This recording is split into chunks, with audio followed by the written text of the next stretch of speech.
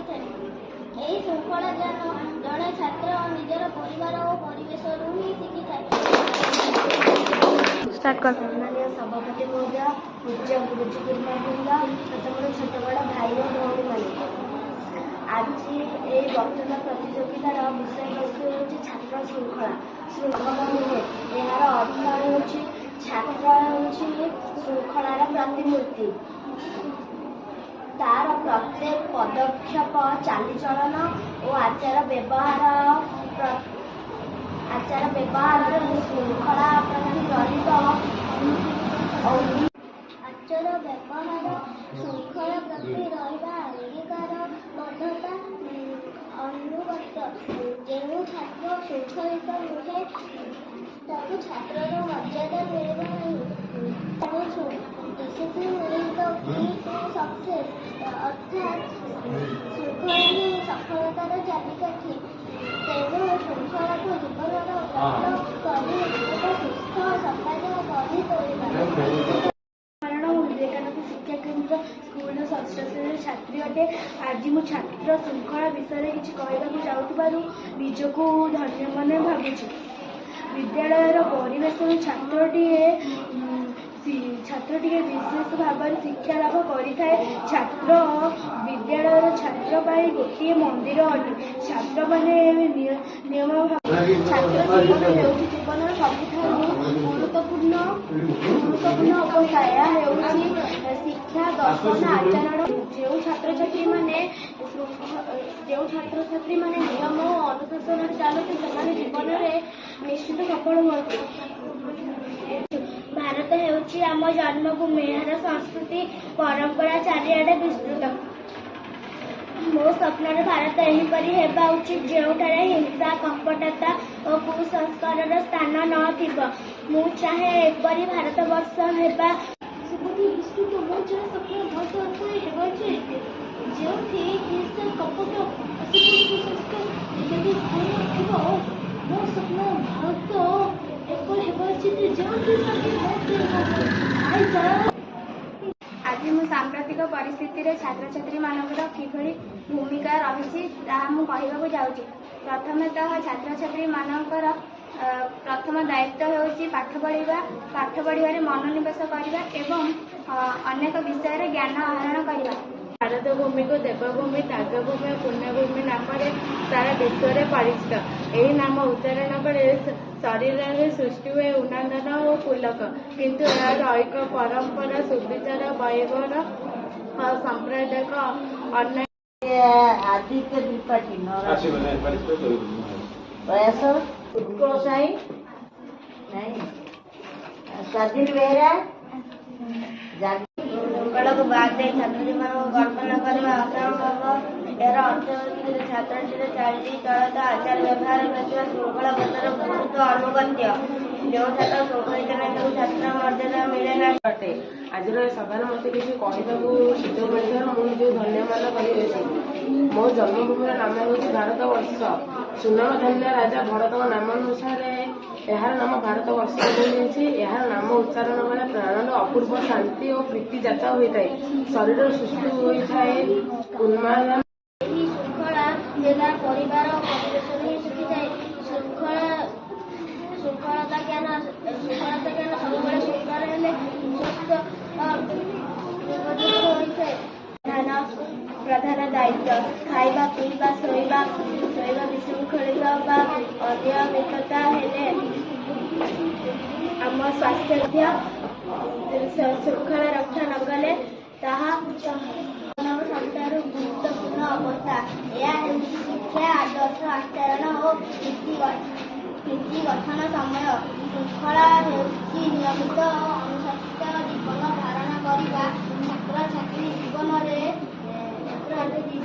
ଶୃଙ୍ଖଳା ଅତ୍ୟନ୍ତ ଆବଶ୍ୟକ, କାରଣ ଏହା ତାଙ୍କୁ ଶ୍ରେଷ୍ଠ ମାନବ ଭାବେ ଗଢ଼ି ତୋଳିବାରେ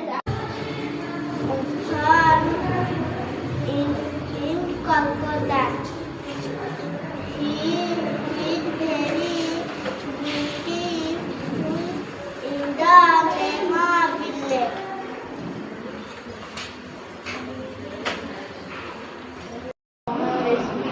ଶିକ୍ଷା ଲାଭ କରୁଥିଲେ, ତାହାର ବୁଦ୍ଧି ବିବେକ ବିକାଶ ଘଟେ। ଛାତ୍ର ପୂଜ୍ୟ ଗୁରୁଜୀ ଗୁରୁମା ବୃନ୍ଦ ଏବଂ ଏଠାରେ ଉପସ୍ଥିତ ଥିବା ଗୁରୁଜନ ମଣ୍ଡଳୀ ଓ ମୋର ଛୋଟ ବଡ଼ ଭାଇ ଭଉଣୀ, ଆଜିକାର ବକ୍ତୃତା ପ୍ରତିଯୋଗିତାର ବିଷୟବସ୍ତୁ ନାମ ହେଉଛି ଶୃଙ୍ଖଳା ଛାତ୍ର।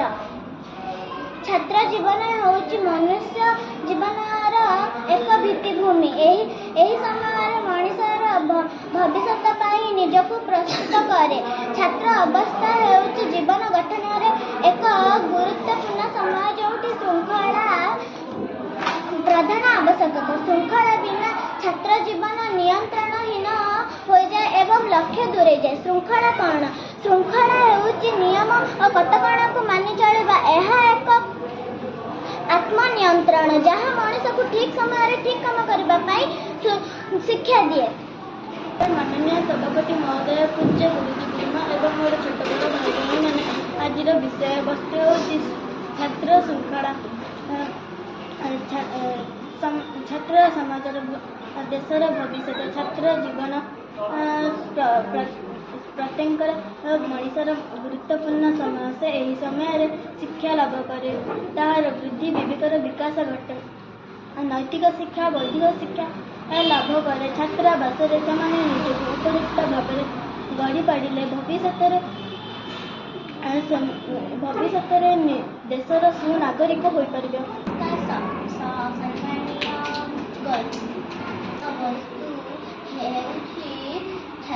ଛାତ୍ର ଜୀବନର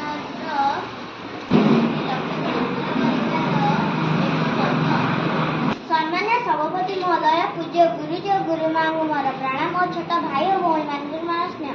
ସର୍ବପ୍ରଥମ ସମସ୍ତଙ୍କୁ ଅନେକ ଅନେକ ଶୁଭେଚ୍ଛା ଓ ଅଭିନନ୍ଦନ। ମୋତେ ଛାତ୍ର ଶୃଙ୍ଖଳା ବିଷୟରେ କିଛି କହିବାକୁ ମିଳିଥିବାରୁ ମୁଁ ନିଜକୁ ଧନ୍ୟ ମନେ କରୁଛି। ଶୃଙ୍ଖଳିତ ଛାତ୍ର ସମୟର ମୂଲ୍ୟକୁ ବୁଝିପାରେ।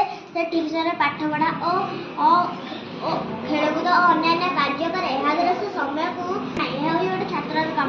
ଠିକ୍ ସମୟରେ ଖାଇବା, ଠିକ୍ ସମୟରେ ଶୋଇକି ଉଠିକି ଶୀଘ୍ର ପାଠ ପଢ଼ିବା, ବ୍ୟାୟାମ କରିବା, ଗୁରୁଜନମାନଙ୍କୁ ସମ୍ମାନ ଦେବା, ଶିକ୍ଷକ ଶିକ୍ଷୟିତ୍ରୀମାନଙ୍କୁ ବି ସମ୍ମାନ ଦେବା, ଗୁରୁଜନଙ୍କ କଥା ମାନିବା, ସ୍କୁଲକୁ ଠିକ୍ ଟାଇମ୍ରେ ଯିବା, ଶିକ୍ଷକ ଶିକ୍ଷୟିତ୍ରୀମାନଙ୍କୁ ପାଠ ଦେଇକି ତାକୁ କରି ଆଣିବା।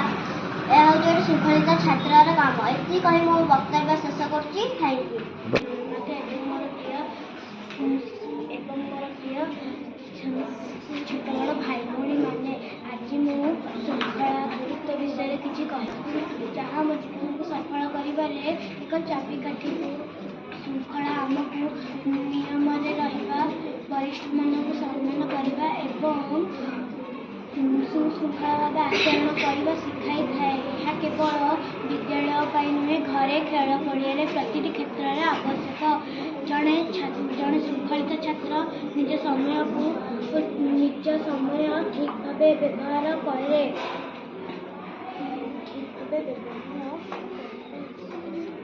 ନମସ୍କାର ସମ୍ମାନୀୟ ସଭାପତି ମହୋଦୟ ଓ ମୋର ପୂଜ୍ୟ ଗୁରୁଜୀ ଗୁରୁମା ବୃନ୍ଦ ଓ ମୋର ଛୋଟ ବଡ଼ ଭାଇ ଭଉଣୀମାନେ, ମୁଁ ସାଇପ୍ରସାଦ ଓଝା ପଞ୍ଚମ ଶ୍ରେଣୀର ଛାତ୍ର ଅଟେ। ଆଜି ମୋତେ କିଛି କହିବାର ସୁଯୋଗ ମିଳିଥିବାରୁ ମୁଁ ନିଜକୁ ଧନ୍ୟ ମନେ କରୁଅଛି। ଆଜିର ବିଷୟ ହେଉଛି ଛାତ୍ର ଶୃଙ୍ଖଳା। ଶୃଙ୍ଖଳା ଏକ ଏପରି ଶବ୍ଦ ଯାହା ଜୀବନକୁ ସରସ, ସୁନ୍ଦର ଓ ସାହାଯ୍ୟ। ଶ୍ରେଣୀରେ ଡିସିପ୍ଲିନ୍ ମେଣ୍ଟେନ୍ କରିବା ହେଉଛି ଶୃଙ୍ଖଳାର ଗୋଟିଏ ପ୍ରତ୍ୟେକ ଶୃଙ୍ଖଳାର ପରିଚୟ। ଯୁଗେ ଯୁଗେ ଶୃଙ୍ଖଳାକୁ ବଜାଇ ରଖିବା ପାଇଁ ନିଜକୁ ଶୃଙ୍ଖଳ ରୂପେ ଆମେ ଶୃଙ୍ଖଳାକୁ ନିଜ ଜୀବନର ବ୍ରତ ରୂପେ ଗ୍ରହଣ କରିବା। ଏଠାରେ ଉପସ୍ଥିତ ସମସ୍ତ ଗୁରୁଜନ, ଶିକ୍ଷକ ଶିକ୍ଷୟିତ୍ରୀଙ୍କୁ ମୋର ଭୂମିଷ୍ଠ ପ୍ରଣାମ ଓ ମୋର ସମସ୍ତ ସାନ ଓ ବଡ଼ ଭାଇ ଭଉଣୀଙ୍କୁ ମୋର ଶୁଭେଚ୍ଛା। ଆଜିର ବକ୍ତୃତା ପ୍ରତିଯୋଗିତାରେ ମୋତେ କିଛି କହିବା ପାଇଁ ମିଳିଥିବାରୁ ମୁଁ ନିଜକୁ ଧନ୍ୟ ମନେ କରୁଛି।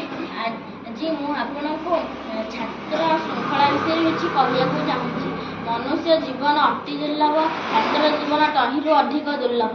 ଛାତ୍ର ଜୀବନରେ ଗୋଟିଏ ପିଲା ଗୋଟିଏ ଭଲ ମଣିଷ ହେବାର ସମସ୍ତ ଶିକ୍ଷା ପାଇଥାଏ। ଯଦି ଛାତ୍ର ଜୀବନକୁ ସୁଚାରୁ ରୂପେ ଗଢ଼ାଯାଏ, ତେବେ ଭବିଷ୍ୟତରେ ଦେଶର ମାନ ମର୍ଯ୍ୟାଦା ରକ୍ଷା ପାଇଁ ଭଲ ସୁନାଗରିକ ମିଳିପାରିବେ। ସେଥିପାଇଁ ଛାତ୍ର ଜୀବନକୁ ସର୍ବଦା ଆଦର୍ଶ ଓ ଶୃଙ୍ଖଳତାରେ ବାନ୍ଧି ହୋଇ ରହିବା ଦରକାର।